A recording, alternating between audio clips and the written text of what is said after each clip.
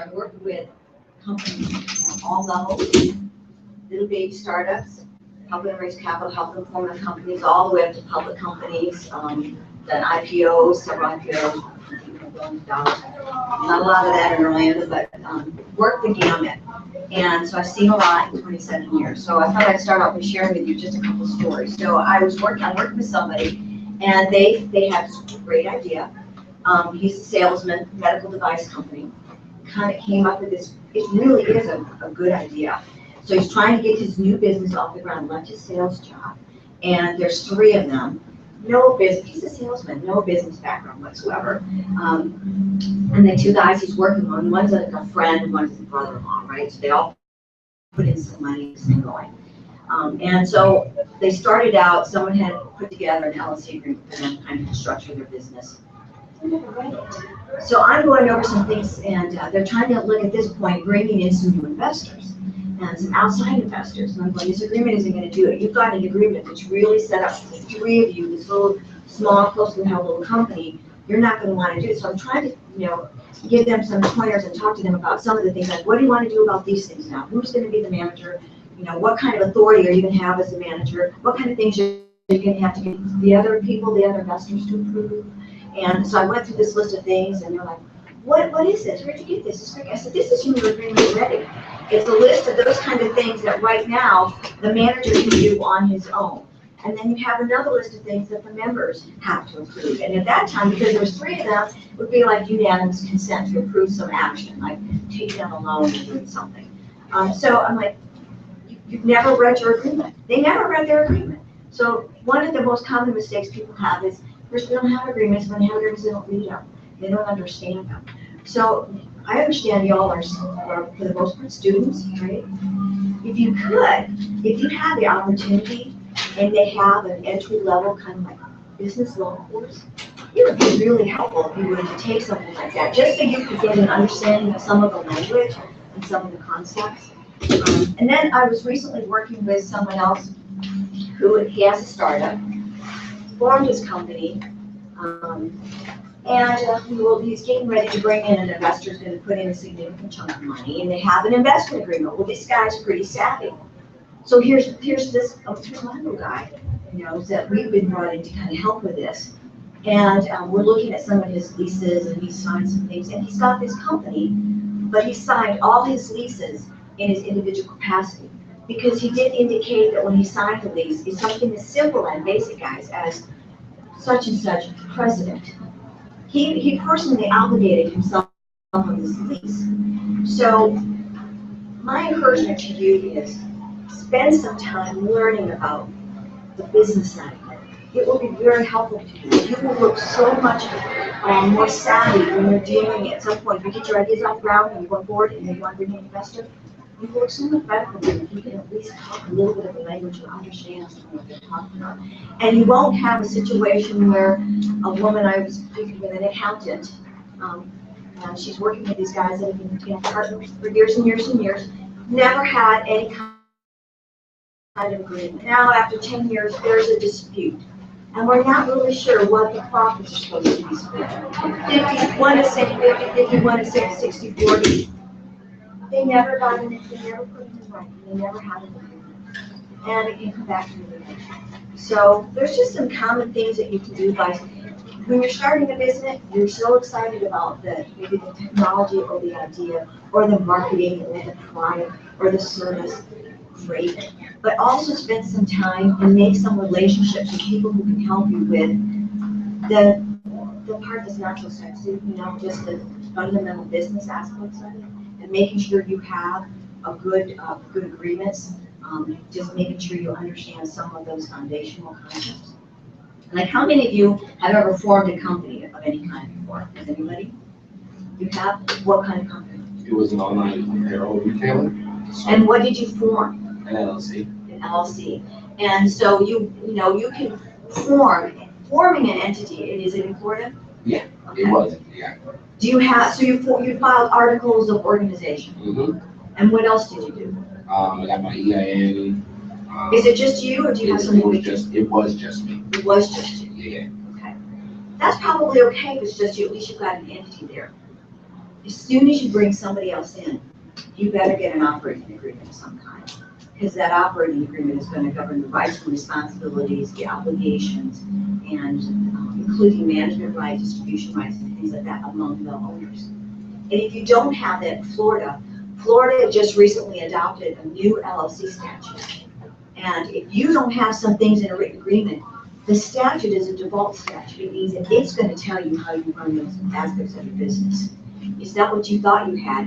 If you don't have it in an agreement, the statute will control it. So if you want to have control over your business, have an agreement. So I thought I'd spend, I've got on the, just up here some of the basic kinds of statute, or business entities. So can someone name, so we talked about an LLC, what else can you do? What else could you do if you're going to form a business? Sole proprietorship. Sole proprietorship. Okay. S-corps. A what? S-corps. That's a kind of corporation. So you could do an LLC, you could do a sole proprietorship, you could do a corporation and make it an S-corp. Did you know the difference between an S-corp and a regular corporation? Maybe it's the amount of taxes you pay. It has to do with taxes. Yeah. But it's an election you make to be treated like a pass-through entity, so that the corporation, all corporations are taxed unless you're an S-corp. And that way, the corporation isn't taxed. Instead, the owners are taxed.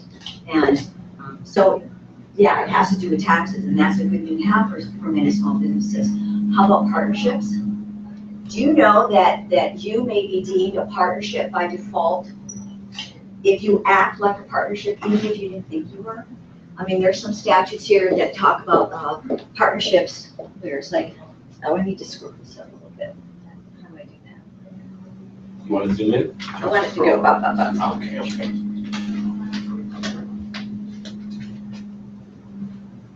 Scroll, I want the screen.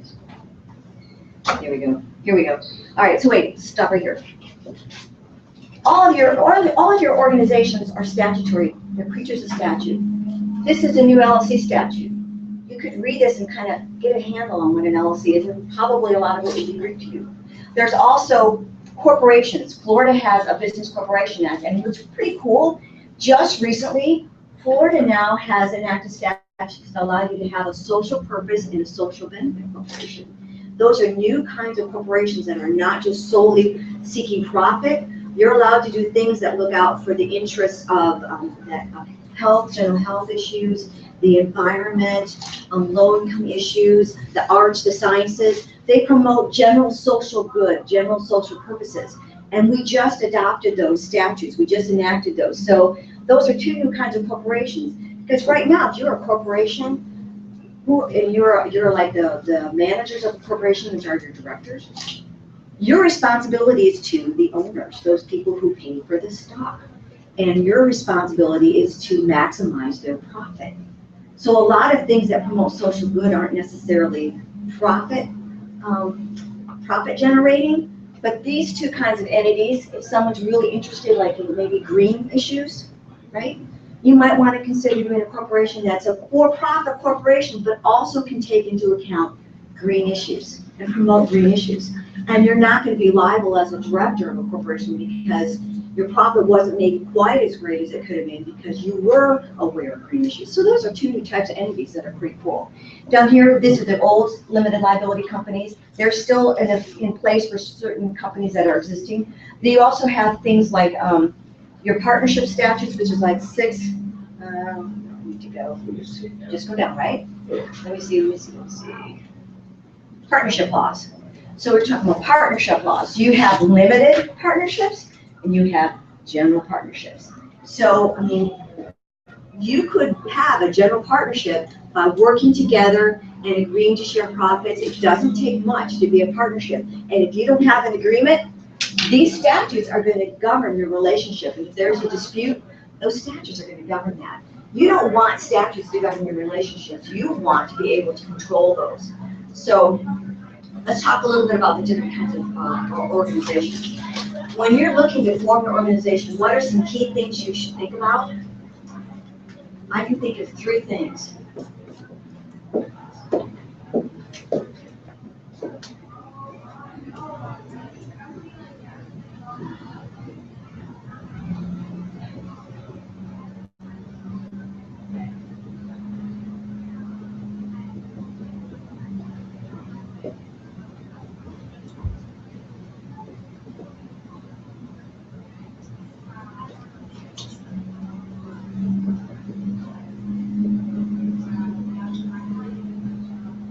The easiest kind of entity to form is a sole proprietorship because you don't do anything. You just go out and start operating the business. It's just you. You could file a fictitious name, and you could be like a, Joe's Widgets.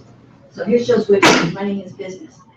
What's really dangerous about a sole proprietorship is because it's you, you're liable for everything that goes on in your corporation. They can come after you and all your personal assets. We don't have many personal assets right now, probably, but if you do well with Joe's Widgets, by golly, you may. And you may buy this beautiful house, and you may have a nice boat, and you may have, who knows what, right? So, but if someone sues, they're suing you. So a sole proprietorship is great because it's easy to form. You don't have to do anything. It's just formed by starting your business. And something with the Secretary of State to maintain your existence. And you have total, complete control over your business because it's you. But a sole proprietorship has the most liability. You have no shield from liability unless you have good insurance. So if you're going to be a sole proprietor, make sure you have good business insurance. So that's why a lot of people, don't do sole proprietorship. Some do, some don't, but a lot don't. A lot of times people, for many years, you would form a corporation. And a corporation is an entity, it's a creature of statute. You file articles of the state. They're really short. It's just the name of it, the number of shares, and it's just a fictitious creature that acts like a person. But the owner, when you invest in it, the most you can lose would be your investment, because if the corporation doesn't do well without business, you lost your investment. But you don't have any personal liability for what that corporation does. Corporations are managed by a board of directors. So the owners, like the shareholders, they would elect your board of directors. And then the board of directors have to answer to the owners. If the owners don't like what they're doing, they can vote them out. But usually that's when whoever has the most stock has the most control. And you can appoint yourself. If you were like, two of you formed a corporation, 50-50, right? So you now have, it's almost like a partnership, and you form it as a partnership, form it as a corporation. So you appointed yourselves as directors. Okay, and then somewhere down the road, you don't agree on something. There's something that you have to decide and you don't agree. You have a deadlock. Then you end up, the corporation may have to be dissolved if you can't resolve that deadlock. You have a built-in 50-50, it's a built-in deadlock issue. We try to avoid those. So if you're going to do a corporation, the owner may or may not have any say in the day-to-day management. Usually that's through their board of directors. For you, if you were forming a corporation, you probably appoint yourself to the directors. We talked a little bit about S-Corps. An S-Corp is an election you make to be treated kind of like a partnership, where tax at the company level, all the owners are taxed based on what they own in the company. So if you were 50-50, you could tax on 50% of the profit, or tax on 50% of the profit. So, but you're limited if you're an S-Corp into how many shareholders you can have. You can't have more than 100. So if you were a company that was going to grow, I'm going to take it public, and I'm going to do smart things, you really don't want to be an S-Corp. And also, you really are limited as the type of, you can have people and like certain trusts and that as your shareholders, but you can't have corporations as an investor. So if you wanted to have someone come along, an angel investor come along and make an investment in your company and do it through a company, you couldn't do that as an S-Corp. So I'm seeing more now, you used to see a lot of S-Corps, but I see now more of these companies are making their investments in things called LLCs. And an LLC is a really nice blend of a corporation and a partnership. So let's talk about, we talked about partnership a little bit. If you're a partnership, again, you have a general partnership is just two or more people coming together, taking it for a business enterprise with the intent to make money at it. And then they split the profits. But both partners are fully liable. It's like being a sole proprietor, two sole proprietors working together. You have full liability for the liabilities and obligations and debts of that business. That's not good. So they started forming limited partnerships. And a limited partnership is one where you have a bunch of people who invest money, and they may be active in the business and may not. But then they appoint a general partner, and the general partner manages everything. So the limited partners really have no say in the day-to-day operations of the company. And depending on what their agreement says, they may not have much control over who the management is. It's a lot of things, there are certain things that the limited partners may have a right to vote on. Maybe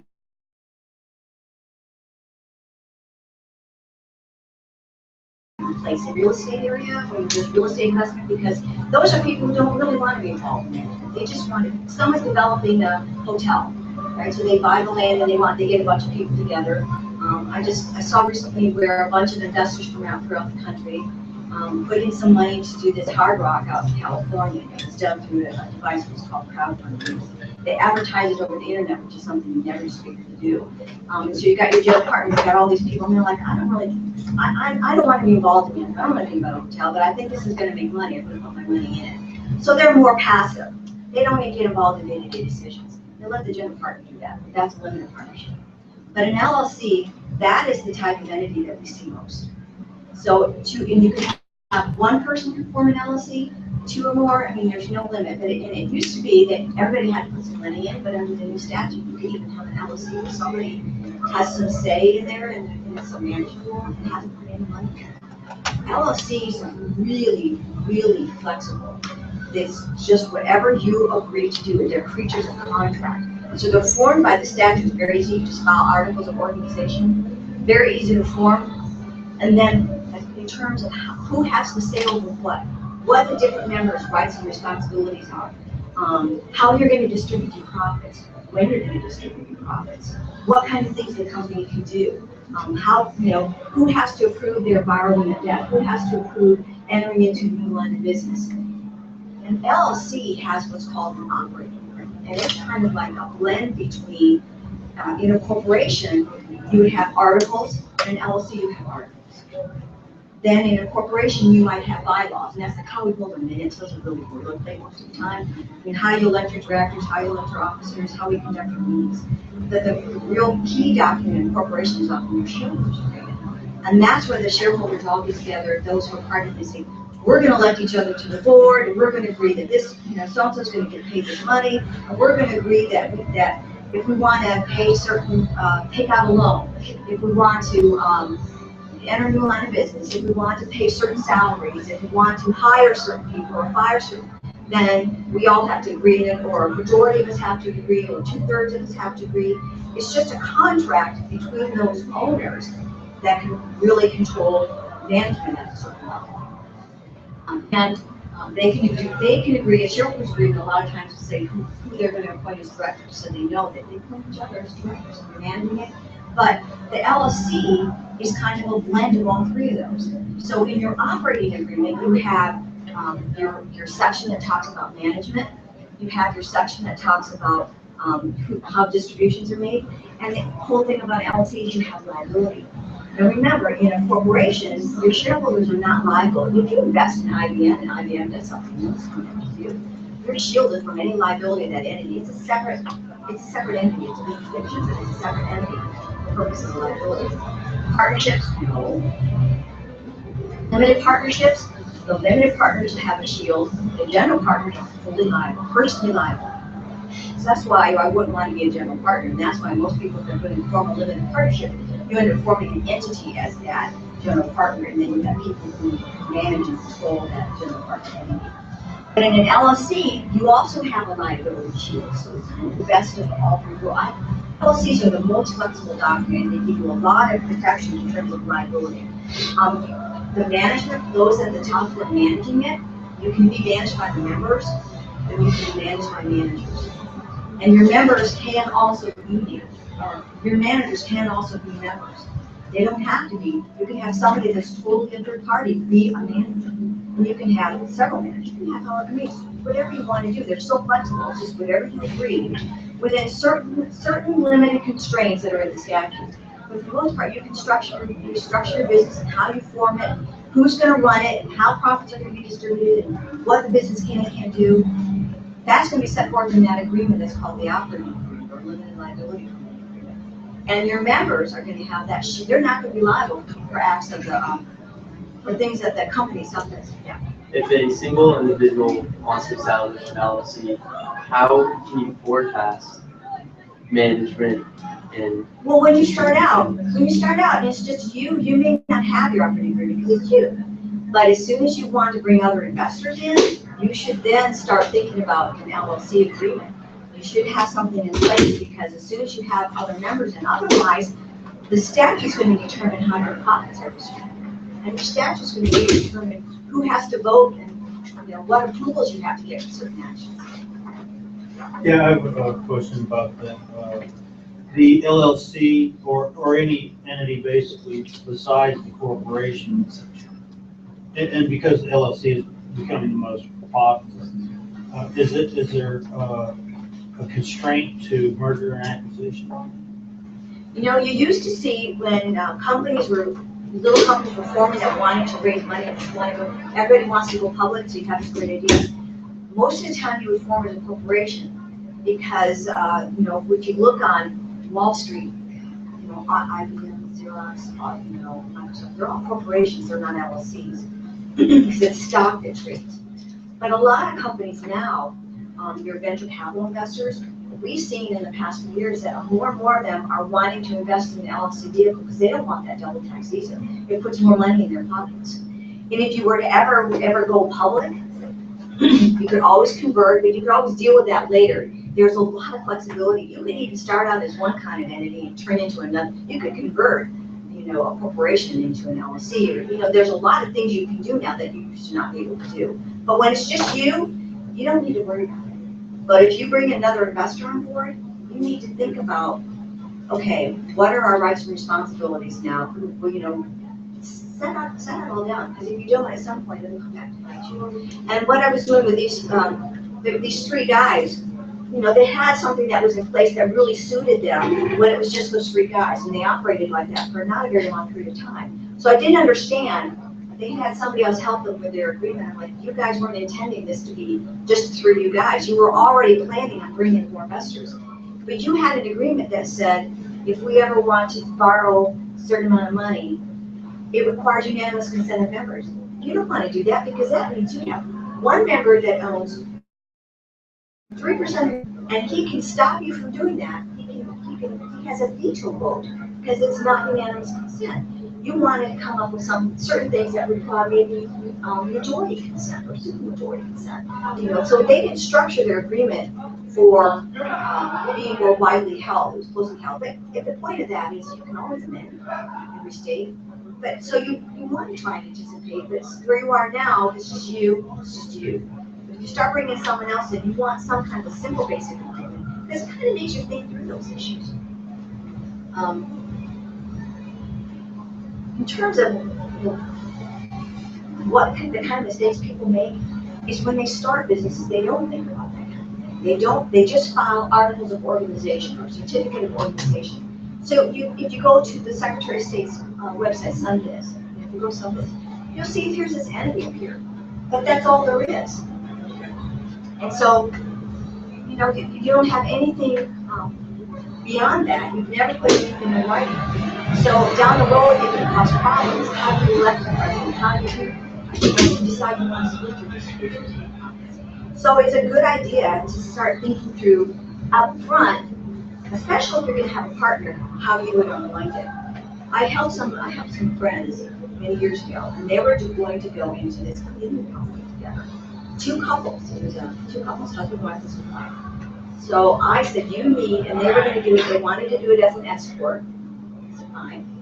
Again, because that way they wouldn't be taxed at the corporate level, and then they wouldn't be taxed. They're all individuals. That's fine. You're taxed at the partnership in your corporation. Said you need to decide, because it's a corporation, are you going to all be directors of who's going to be the directors, that kind of manage overall policy, and then do you want to have day-to-day things, or how are you going to run? Who's going to decide little things? Do you have to get a whole group of you together every time you want to act on anything? So we worked for quite a while on putting together a shareholders agreement. If it's an LLC, it would have been an operating agreement that said, okay, you know what? The two people who were most involved in business were going to be the two guys. One of them was a teacher, and one of them did something else. But the guys were really going to be running the business, so we were going to make them the directors. The wives were still shareholders, and I don't know if they ended up, I don't know if it was 50-50, I don't remember at this point. But I said, you do have built-in deadlock issues. And the problem is they never actually finalized their agreement. They started their business without finalizing their agreement. One of them had to, for family reasons, had to move away. And they then had to unwind and figure out who gets what. If someone's going to keep the business going, then what about my share? How do I know what I'm gonna get paid? You have to know, if you're gonna buy me out.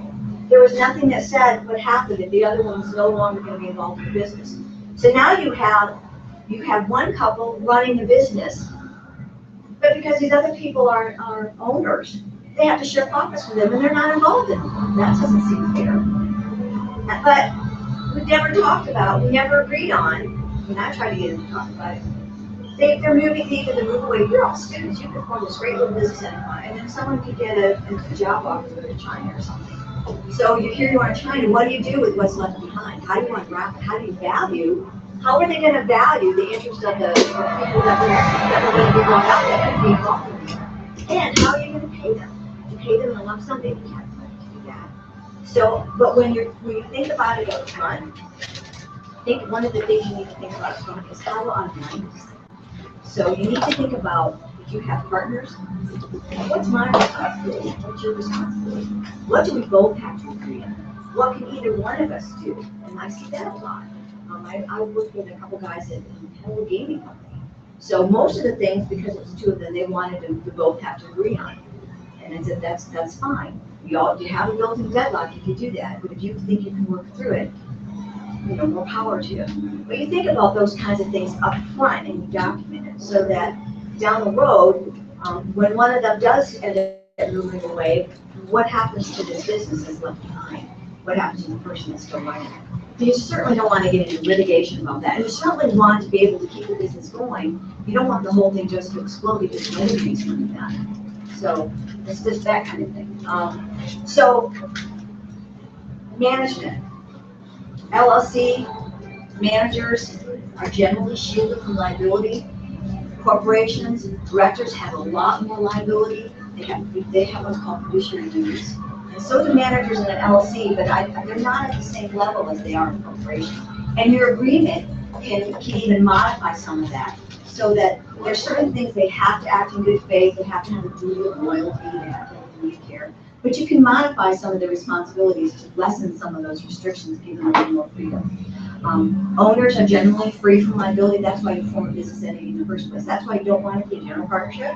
You don't want to be a sole proprietor, unless you have no assets to worry about. But remember, judgments can last for years and years. If someone were to sue you and get a judgment against you, you may not have any money now, but maybe in 3 or 4 years you have money. You don't want someone coming after you for some old outstanding judgments from a failed business enterprise, like some creditor who sold supplies or something. So sole proprietors, I always recommend against those, because it's not hard, it's just you to form a simple little corporation. It's really not hard to do that.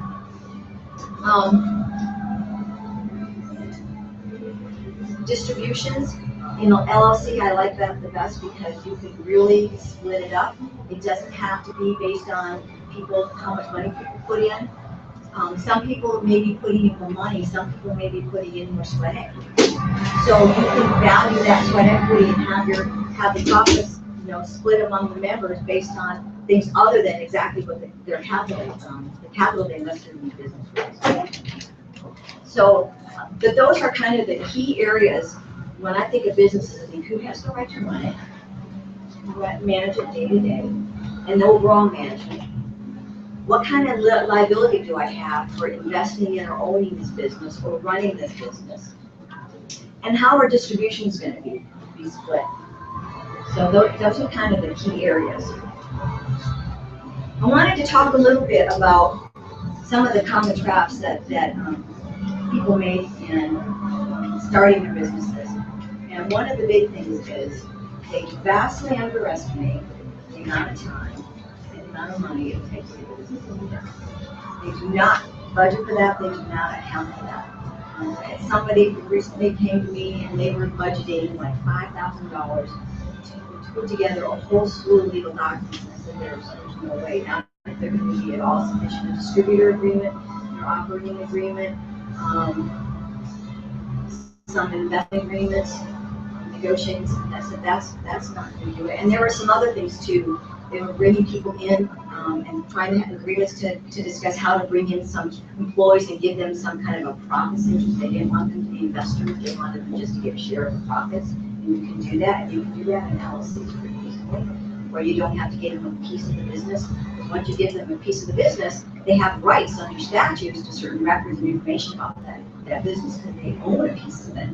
If you give somebody what's called like a profits interest, that means that they may only get a certain share of profit made distributions, or even when you sell the business, and I see that happen a lot. Employees used to give them these kind of phantom stock rights or instead of options. Instead of options, they'd actually own a piece of the business. This is, they never own a piece of the business. They don't have any equity. They can get a piece of, they get some of the money the business makes at the end of the day. So there's all kinds of agreements. Like there were others, like some employment agreements.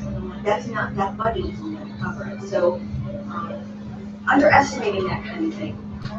One other big thing I think that a lot of business owners don't do, entrepreneurs, old entrepreneurs don't think about, is early on, establish relationships with people that you will use as your financial advisors, your accounting advisors. You may be too small to have an accountant, but at some point you probably will need one in your business. So think about establishing that relationship now, so that when the time comes and you need that accounting advice, like, oh gosh, you know, an S corp, what are the problems with being an S corp? You have someone to go to that you can talk to. The same thing off the bat, like, you know, it's easy to form the corporation. You just follow your articles and you're on your way. But once you start getting into relationships with contractors and suppliers and vendors and potentially other owners, you want to have somebody that you trust that you can turn to. So think about establishing those relationships early on, so that when you need them, they're there for you.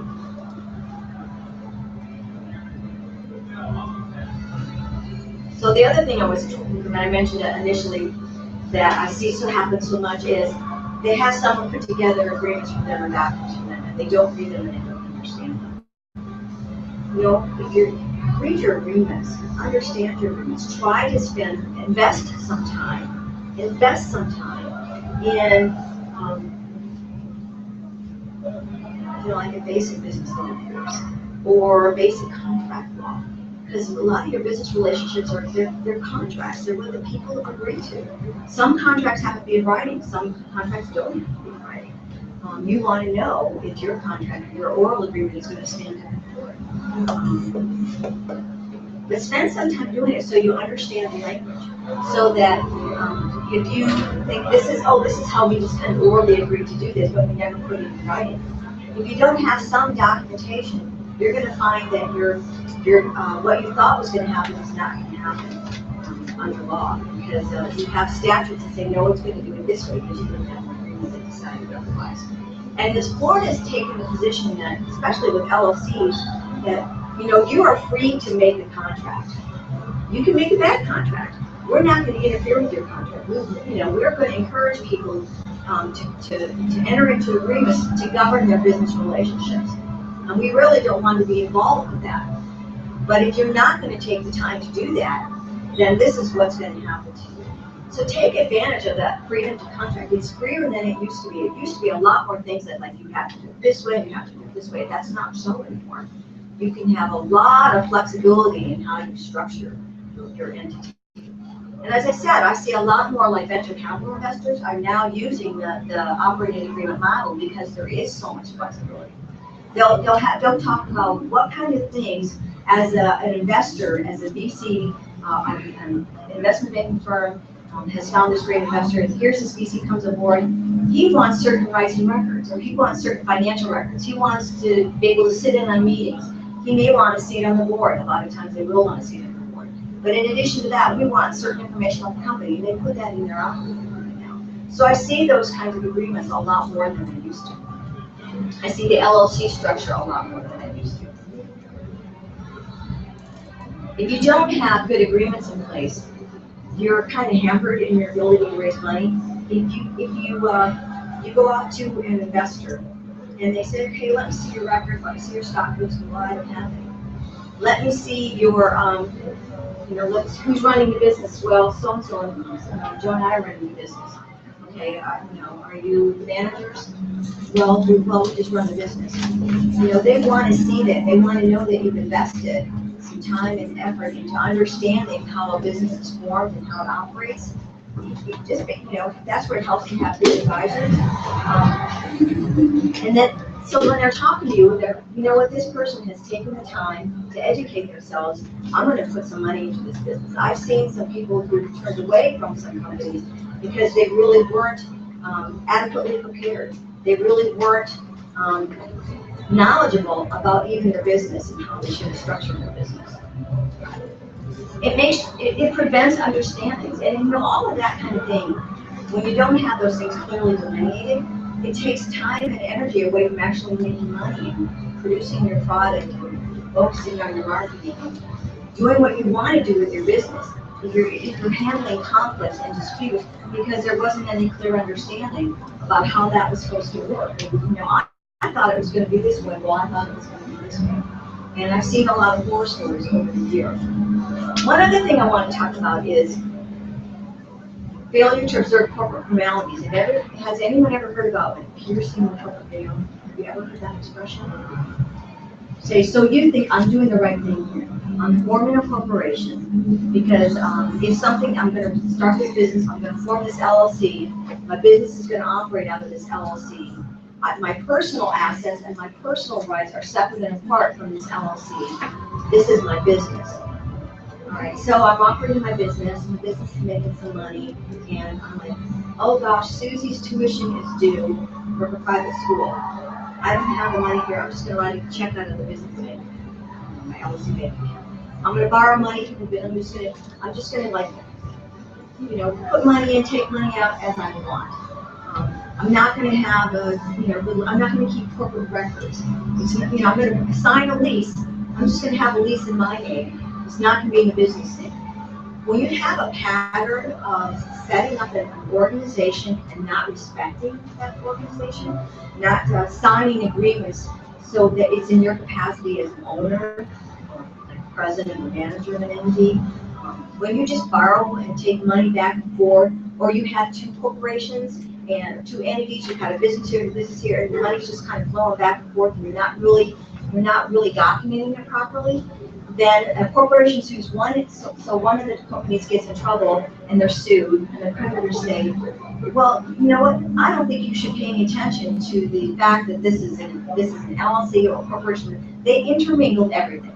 They didn't pay any attention, they didn't regard that this was a separate entity, and here's proof, I mean, here's money going for this corporation's paying this corporation's bills, or paying personal bills, or signing leases, and this company is using space, and it's not documenting it well. You haven't treated them like separate entities. And if that happens, then a corporation or a judge can say that either you become personally liable for the debts of that corporation, even though you set up a corporation or an LLC, that entity. We're going to treat it like if there was no corporation, LLC, or anything there to begin with. It's you. And you now are personally liable for that supplier that didn't get paid. And they can come after you personally. You don't want, I mean, that's the whole point of forming an entity, is to have a shield for personal liability for the debts and obligations of that entity. So if you're going to form an entity, pay attention to that entity. You know, you don't, like, the corporations used to be very burdensome. And they still are to that extent, because you should probably have some kind of annual minutes every year where you appoint directors and you ratify certain actions. And you should probably do that for other businesses as you start to grow, have certain like minutes of managers, like just documenting it. The managers met and approved this. You know, we're going to take out a loan. Here's a approval, a written document called a consent, approving this action, so that you can show that they signed off on it. Because you want it, and that was kind of the thing. And it's not, LLCs don't require that for every little thing, but you want to have your managers, and you want to show that when something significant happens, the right people approve it. And you're not just having money flowing back and forth, and you're not using that business like a personal company. So,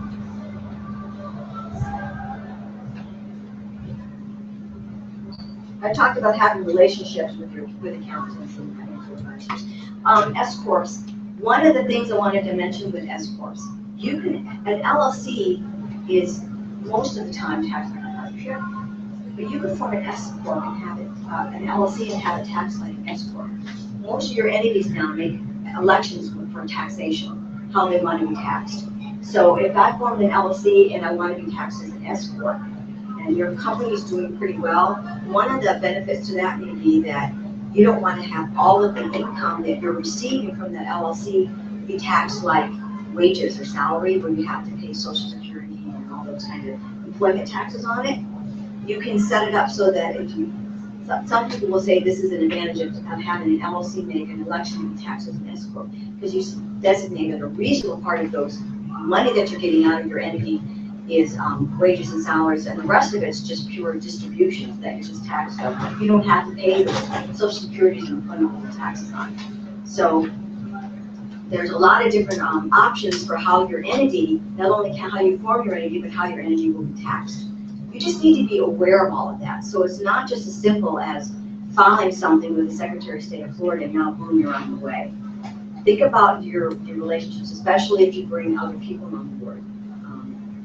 Because when you start bringing in investors, they're going to want to see some books and records. They're going to want to see that you've actually documented how certain actions are to take place, and that you've done what you were supposed to do, that you followed the agreements that you set up with your partners. They don't want to see disputes. They want to see that who's responsible or liable on your agreements. You don't want to sign a lease and be personally liable for lease payments. You want to sign your name, so-and-so president. That's called an agency relationship. You want to say so-and-so is president, so you're signing as president of that organization. You're acting as an agent of that organization, not in your personal capacity. So if the company defaults on its lease obligations and in the end it has to maintain the premises, you're not going to be personally liable for those rent payments and those obligations. And that's true for a lot of your other agreements as well. You should always be watching how you're signing your agreements. Don't just sign your name. Are you a manager? Are you a president?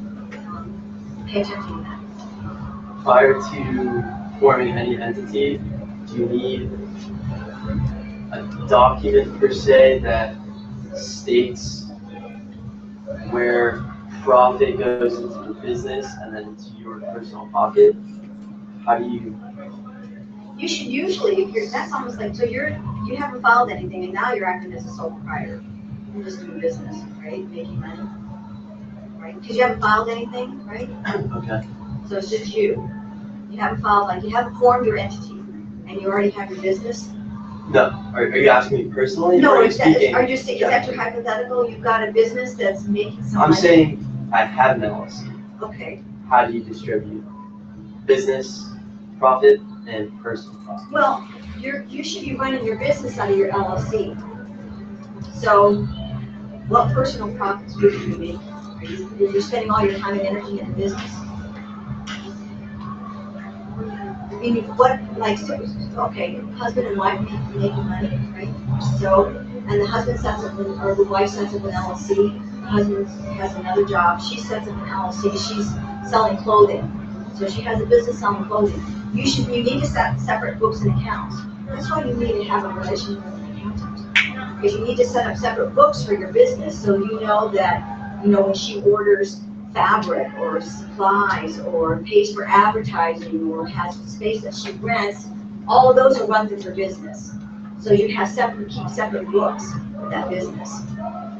And then, the husband's got his position, his job, so when they, she may get taxed if she's the sole owner of her LLC. She may just, and everything kind of goes back to her until they'll file a joint tax return. But all of those business expenses need to be run through a separate business account. You need to set up separate accounts. That's a lot of it. So anything else? I'm just wondering, does any of this make sense? Is it? No. I was thinking about everything that you said about the taxation for LLC as an S corp. Does that allow such the benefits partnership for the green company in a sense, or is that? I'm not aware of any reason why you could not form a social benefit company or a social purpose company. Those are two corporations, and make an S corp election. But just remember that if you're an S corp, other businesses can't be investors, entities can't. It has to be individuals or certain kind of trusts. You can only have one class of stock, but that doesn't mean you couldn't have voting and non-voting stock. You could have voting stock, and that's still considered one class, but they all have to have the same right to distributions. So one class in terms like it's all common stock. It's not like there's a class of stock out there that say it's preferred, and you can do that in corporations where someone gets a preferred, they get a preference. They get distributions before everyone else does. So you can do that, and a lot of times when investors, used to be when investors invested in corporations, and they still do, like a venture capital company or an investment company, they might want a preferred stock. Now they might, if it's an LLC, they may have a separate class of membership interest that gets a preferred return, 8%. 8% annually, so that they get it. So for a green entity, I'm not aware that you can't make an S corporation election for that because it's another kind of profit. It's a profit corporation, so you should be able to do that. You just need to understand what are the restrictions on being an S corp, who you can have as investors. Do you have any advice for forming a B Corp? Do you have any advice for forming a B corporation? A B corporation. Yeah, it's like a new type of entity structure. You mean like the benefit? Yeah. But Florida has those now. Since when? Since July. Okay. Yeah, we have social purpose and social benefit corporations in Florida now. We did not used to, and they're becoming more popular. They're a type of a profit corporation, so you can make your profit. I talked about that earlier, but you're allowed to then promote certain social good and have social purposes.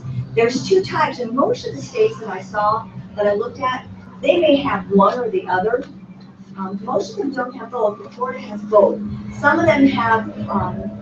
One of them, I can't remember which one it is, has more restrictions on it in terms of they have to do some kind of maybe annual report or have some kind of to see whether they're fulfilling their purpose, how they're doing with that.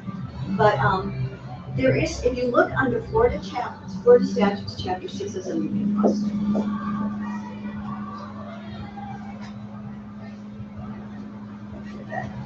Chapter 607 Florida statute, they're created as a new part of it. There's two separate sections at the end of that now that will talk about those kinds of corporations. Okay. Do you think that that's at all feasible for like a really tiny company with like 10,000 in revenue a year? If you have like-minded people, the purpose of those kind of corporations are really now more because a corporation is supposed to make money. And when you're promoting social good, like say the environment, you may not make as much money. So you don't want those corporations, the directors, to be liable to the shareholders for not maximizing profits. Yeah. So this is to protect the directors so that you're allowed to pursue that social good in your corporation. When I invested in that company, we all agreed that we're going to pursue these social, statement purposes in that. And we're going to do that. So if you already have it, and everybody was like-minded to begin with, but if you start bringing in people, it's just so that they understand we're not just about making money. That's the purpose of it, and you can do it for any size. So, but you should look at the two different kinds, and one of them is a little more flexible in what you have to report or do some kind of analysis every year. And I haven't looked at it in a while. I saw it. I mean, there was no publicity about it. I mean, there wasn't any, but I think I did a short article about it when it first came out. But it wasn't even in the statutes when it became effective. You couldn't even go to the Florida statutes and find those statutes in there, but you can now. But they're at the end of 607, they're part 1, part 2, and part 3 of chapter 607. If you have a team of 5 and you're getting ready to register, would you recommend doing a single member LLC or do a team LLC with all 5 of us? Well, so you have 5 people. Are you all actively involved in the business?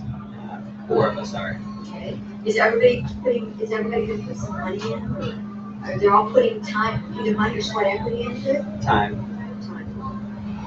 If people are going to be involved, do these people want some kind of return for that effort? Yeah. Then you should probably not do a single member LLC, because otherwise they're not going to have any right to the distributions. Members, the owners, get the profits. So if you're not an owner, for the most part, you don't get a profit unless you're like one of the ones I'm doing now. They're getting some people that's kind of profits interest. Those are usually more well-established businesses where they're not going to realize anything until it sells. And then when the company sells, they'll get a cut of the profit at the end. But you could do an LLC, if you say you have, people that are really if you have 5 people, 2 people are the main ones. You could give them Class A stock that has all the voting rights. You could give everybody else something that's called Class B stock. Remember, this is a contract. We have a lot of flexibility in how you set this up. So they could have non-voting, I call it stock, it's really units of interest, membership interest. They can have non-voting, if they're willing to do that. Or you could give them limited voting interest. So maybe you could say like, on most decisions, or you could just say we're all members, but the 2 of you are the managers. And the managers have quite a bit of the control, and there's only a few things the members as a group can vote on, and then it's going to be majority member, not unanimous. So it's just kind of thinking about your personal dynamics in that relationship, what the people are contributing, and what you think would be palatable to them. Are they going to want to have an ownership piece? I think they probably are, right? And you know what? You could say, well, it sounds like what you might want to do is maybe have the key person be the managers. Give them more of the day-to-day authority, leadership and significant authority, but then have certain key things that the members all have a right to vote on. And then when you determine who carries the vote, you look at who has the biggest percentage interest ownership in the company. So if you say you alone have 51% of the group from the day, but at least they have a say, at least they'll get a share of the profits. And they have no other. My big concern is that we're all at the end of our college careers, so at different times, Splitting up. especially in the next this semester and the next semester. So I'm concerned about getting all 5 of us registered, and then people leaving and exiting, and then us having to reform again. You don't have to reform. If you form a company and then somebody's going to leave, you just buy out their, they can continue to own their interest in Alaska. And then they'll be living in Alaska and not have anything to do with the business and take off and do really well. They're going to get decent profits, right? Because they own part of the business. Right. You could buy them out. And then the key is, okay, if you leave, how do I, especially if you're just doing this now, they're going to shorten leave. This is kind of pointless to bring in the first place. Yeah. But if you're doing something like this, if you bring people in and you have your business, you have a mechanism, and that's why you want that agreement in place that says, if someone's no longer active in the business, if someone has a disability, for whatever reason, they could move away, they could be in an accident and not be able to be actively involved, they could their job offer somewhere else. There are other things. If someone I just don't want to be involved, there's a lot of different things you can do. You could just agree that, if that happens, the company has the right to buy you up, the other members have the right to buy you up. And we're going to come up with a formula to come up with a price. It's going to be like, it could just be whatever you're contributing to capital, or if they contribute to capital, you need to come up with what do you think the value of the company is at this point, and if they own X% interest, that's X% of that value, payable in a lump sum of a small amount, and the rest payable in 5 years with a promissory note. Very flexible. There's so many things you can do with that. If someone decides they don't want to be involved, can they bring in another investor? Can they sell their interest? That's why you want to have an agreement. You don't want them to be able to sell their interest to somebody else. That's true for a corporation and in an operating agreement in any of these entities. Put some restrictions in place so people can't just turn around and sell their equity ownership in that company to anybody else. They have to get approval of the company, and you don't want to have something that's called alienation of rights, alienation of private property. So what you do in those situations is, if someone wants to get out and they want to sell out, and they find someone that's interested in buying their interest, they come to the company first, and the company as a whole can buy that interest, or the members can buy that interest. And there's 5 of you and 1 is leaving, and the 4 of you can decide how you're going to split up the rest of it. But you have an agreement and a formula in place, so that when the time comes for that to happen, you're not all scrambling like, oh my God, what are we going to do? How do we get rid of this person? We don't want this. Joe Schmo gets a divorce. And now suddenly his wife is part of, get a divorce, she gets part of the stock. She gets part of the interest in the company. She didn't know anything about this company. I don't want her to. So what do? You have an agreement in place that says, if that happens, this is how we deal with it. Thinking it through up front, having it in place so that if the situation arises where you need that information, you need those rights and responsibilities, you dropped it in place. That's pretty good. Are there good templates anywhere that you recommend? Because starting from scratch is difficult for someone that's an engineer. Well, I'm aware of it. Yeah, I know. I was gonna say it's fine. But, when it gets complicated, you should. Yeah. Legal soon has some, I don't know. There are certain things that are real basic. Yeah. It's just, those are some of the key things to look for. Anybody else have anything? Is there, I touched on this really briefly, but I wanted to point out, in a lot of your entities that you form, you can have more than one type of ownership interest. Like, so in your LLC, you can have different classes of interest, Class A, Class B, Class C. One of them they get a preferred return of 8% every year. It's almost like a loan that's getting an 8% interest. You can have voting and non-voting. You can do the same thing in S Corp. You can have voting and non-voting interests in S Corp, but you couldn't, in an S Corp, you could not have one stockholder getting a preferred return of 8% and the other one just having a regular straight, like common stock. Just a regular, that's the basic unit of interest in the corporation is common stock. You could do that with an S Corp. So you have them, S Corps have certain restrictions, so you need to be aware of what they are before you make that election. But it can be a good thing to do in a corporate situation because then the corporation is not paying tax on its earnings and then you are not paying tax on your distributions. And hopefully when you make distributions, then you make money. But I would say that in a partnership, you can have levels of partnership of interest as well. I don't see a lot of partnership agreements anymore. If I'm talking limited partnerships, I generally really disfavor general partnership agreements because the partners are fully personally liable. You do not want that. You've got so many business organizations out there that can shield you from liability. Take advantage of it. But in a limited partnership, in an LLC, and in a corporation, you can have different classes of ownership interest. So there's, that's why start out simple. As you grow, hopefully you've got a relationship with an advisor you trust. Legal and accounting advisors are really important. Probably knowing an HR kind of person that can help you with some employment issues as you get along down the road. And lawyers can help you with a lot of that, but HR can help you with that too. Those kind of relationships are important to establish when you're young. When you're little, I'm talking young in terms of the young age of your business, so that as you grow, you've got something there. Anything else? Anything that wasn't clear? At the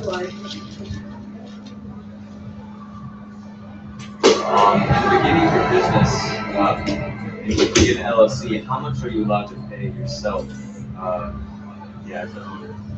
You're allowed to pay yourself as everything that's left after you've paid your debts and your obligations and you've made reserve to pay sufficient debts and obligations.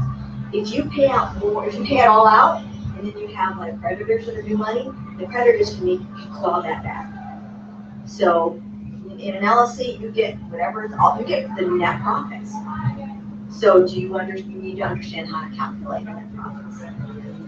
You need to have someone there with some bookkeeping understanding, so okay, but that's, you get it all. Then how is it split up among all the owners? It depends on what your agreement says. If your agreement doesn't have anything about that, it's going to depend on what the statute says, which may not be something we want.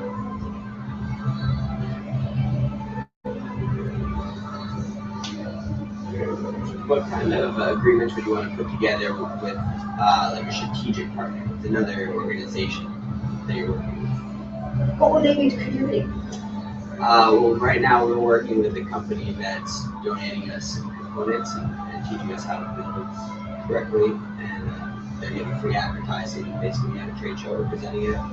So, but this is still very preliminary. We haven't registered anything, but once we start presenting and we get potential customers, we want to be ready to form a partnership with them, and so they can be our key suppliers.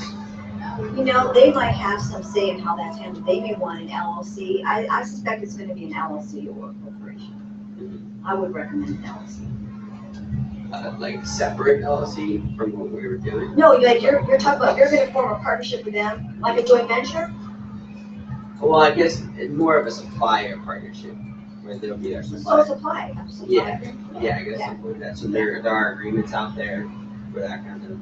A lawyer can vending agreement. Yes, I've read it. That's what I do, but I make, distributor agreements. I'm working with an agreement right now with this group. They've got this great new, it's a great idea. They've got this great idea and they need someone to build, it's like a new device, it's gonna be like a vending machine for this new product that's in a very specific kind of business. It's kind of a cool thing because it's gonna produce, the way they're doing these, it's a common everyday item that can be marked at a certain way that's really helpful in this kind of business. So they need the vending machine company. They got an agreement with the vending machine company. Well, first of all, they have a very limited form of a confidentiality agreement in place. And right now, they are at huge risk for not having that company take their ID and do it themselves. They had a confidential agreement that was in place for about 2 years. We're getting like in the last 6 months of the second year. They don't think that company's going to do it, but they've been trying to work out a collaborative agreement where this company's going to supply all these vending machines that they need according to these special specifications and do something and do X, Y, Z. But they haven't been able to get it documented. And I think the vending machine company's saying, why should we do this?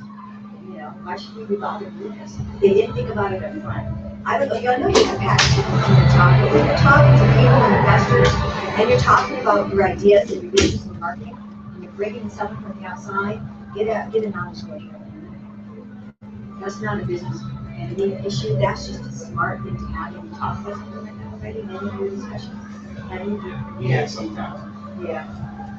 With non-disclosure agreements, how can they prove that you said something, or how can you prove that you said something? So like, let's say a lawyer or something, they can just say, oh, I didn't hear that. In non-disclosure, usually you're supplying information that's marked confidential, or so you need to somehow designate what you're providing as confidential, so like just orally.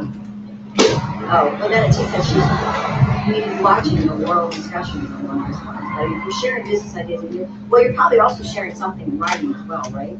So that's your confidential information too. So would it be better just to do it in writing? Well, before you even have discussions, you agree that our discussions are going to be confidential. Like we're going to do this a business venture together, right? And that's kind of what you're talking about, business venture together. And business venture can be something LLC. Yeah. Joint ventures can be LLC agreements, or they can be partnership agreements, but they can be in line. But you usually have that agreement in place before you have any discussions, so that all those discussions are covered under that agreement. So even if they said, who said, then it's kind of like proving was it already in the public domain or not, was it already out there publicly. These secrets on like who has the burden to prove it depends. I just video it, like a conversation. You can ask if they agree to do it. But you say an agreement up front. I don't know if you need to go that far, but I think they need to have an understanding that you're sharing some new business idea. How are they going to prove they already have it? Because your agreement is going to say that everything that we talk about, all of the information we share is confidential, unless you can prove that it was in the public domain already. Or that you developed it without using our information, which means they would generally have to show that they developed it before they ever discussed it. So there's things about that. Yeah. All right, big round of applause.